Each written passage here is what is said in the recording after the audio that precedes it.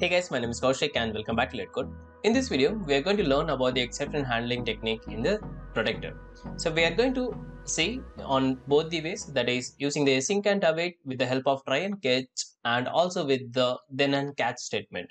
So let's understand what is the difference and why from the very starting of the entire tutorial I am preferring to use the ESX modules, the async awaits and all those other stuff like classes, the TypeScript, the page object model also in classes and object forms, not the traditional functional way. Okay, so exception can be occurred at any time. So if there's 5 lines of code, if it's going to happen, the exception is going to take place on the second line. Of course, the rest of the lines are not going to execute. So we can use the exception handling to make sure that even though there is any exception, the next lines are going to be executable, right? So let's see with an example. So first of all, we are going to use this then and catch, and for that of course we have to go to our configuration and we are going to enable the Selenium promise manager.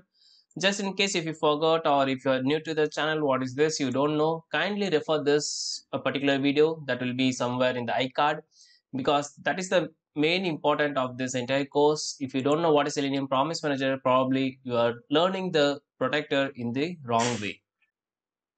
Okay, so I have just enabled the Selenium promise manager and the value is true. And now we are going to get the URL first. So we'll just load this URL and I will try to type on this particular input field, and then followed by I'm going to interact with this. But this I'm going to make a mistake and I'm going to make sure that exception is going to occur on this particular line. Let's see. Okay, so first of all, of course, we'll get that. So browser dot get, and I'm just going to pass the URL, and after that I'm going to interact with this. So I'll just inspect and write the value. Okay, and here I'm going to pass my name, and let's import the element and then followed by the by. Okay, and then we are going to interact with this one. So I'm just going to inspect and get this one.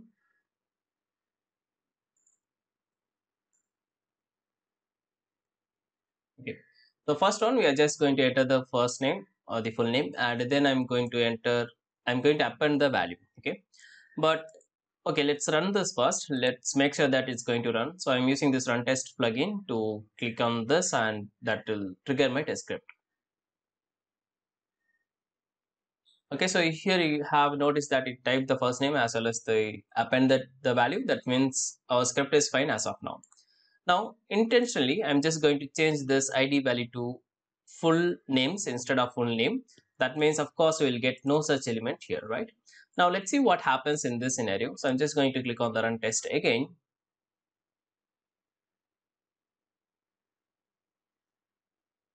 Watch carefully, it will be very fast.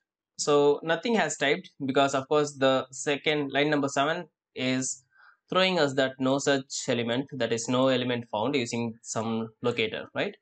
So obviously the next line is not going to execute, but in certain conditions I wanted to execute irrespective of the previous failure or the pass, right?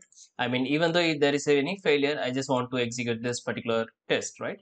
So what we can do is we can use this try catch technique, right? So basically what we have to do is we can say like try catch. So try in the sense it's like your positive block and catch is like your negative block. And apart from that, we have this finally block. So finally in the sense, irrespective of the try or the catch, the finally block will execute always. And we can play with the combinations as well. Either we can go with the try and catch, or else we can go with the try and finally, but any one of the combination is mandatory, right? Okay, so I'm not going to use the finally, so let's remove this. And here we have the exception. Whatever we are going to get, that will be within this object, right? Now I'm just going to move this within this particular try block. So what I'm trying to do is I'm just checking if this is going to work, then fine, or else in the catch block we are just going to log that message. Okay, but this is not going to work. Let me run and show you.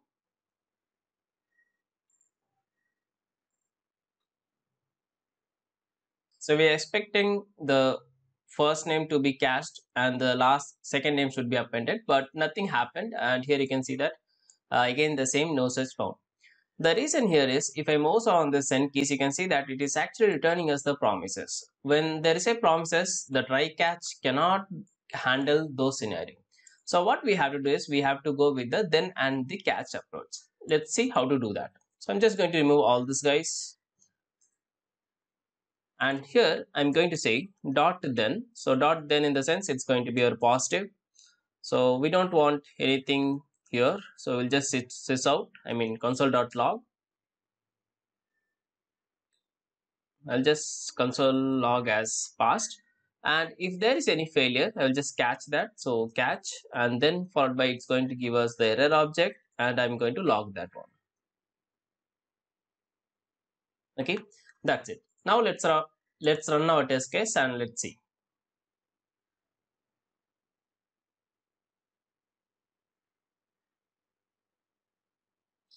Okay, so the browser it actually passed, but the browser got uh, closed really very soon. So I'm just going to add a sleep here. So let's after all, I'm just going to add few seconds to wait so that we can see what's happening in the browser. So browser dot sleep, not the wait, and I'm just going to pass maybe 5 seconds. That's pretty much fine, I think. Okay, so let's run it once again.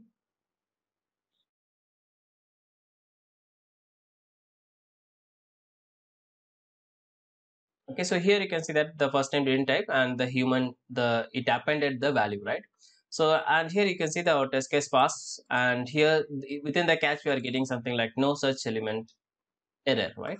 So this is how we have to handle the exception with the help of then and catch. But for that, of course, we have to enable the Selenium Promise Manager. But when we disable the Selenium Promise Manager, then we no need to worry about this then and catch and the long lines of code. We can handle that with the help of exception handling technique, that is try catch. Let's see that. Okay, so I'm just going to copy everything here. I'll just make it as X so that it won't get execute. And here,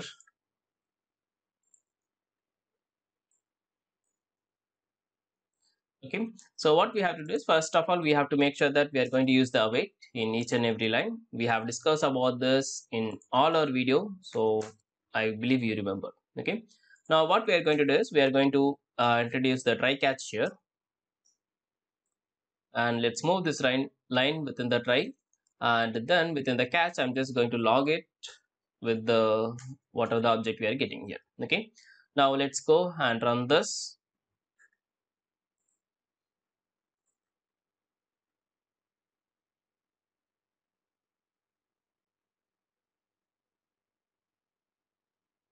Isn't it very simple?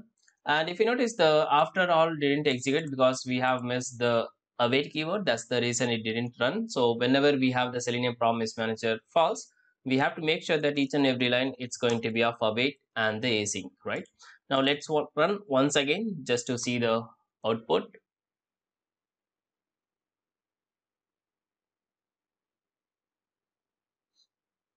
So here you can see that this one, the exception is handled and the second one is basically appended, and it waited for the 5 seconds as well, right? And here you can see that we got something like no such element error, that we already got it. Now, just in case if you are not interested to see the whole logs, instead of you just wanted to know the what is the exception name, what you can do is you can simply say like error, then followed by dot name, and that will give you only the exception name, not the entire thing. Okay, so let's run once again and check.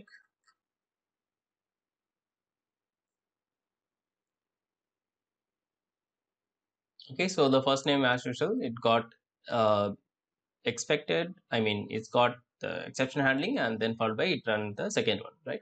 And here you can see that the name, that is no such element error, we got only the name, not the entire logs, and these are basically from your driver logs, so no need to worry about this. And here our test case passed within the 16 seconds, right? So that's it. This the cool thing about async and await. We can use the try catch natively. For example, in this scenario, we are not suppressing the promises. So of course, we have to use this then and catch. And sometimes the code looks very long, and if you have like nested or chaining of elements, then and catch will looks little complex to understand, and we cannot write this kind of functional block each and every time.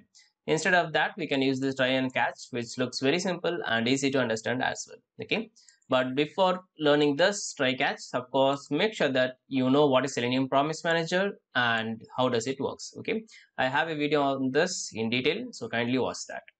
Okay, so that's it for this video. I hope you have enjoyed this video. If so, do let me know in the comments, and if you're new to the channel, kindly do the subscribe and click on the bell notifications. See you in the next one very soon. Take care, have a nice day. The storms we chase are leading us, and love is all we'll ever trust. Yeah, no, I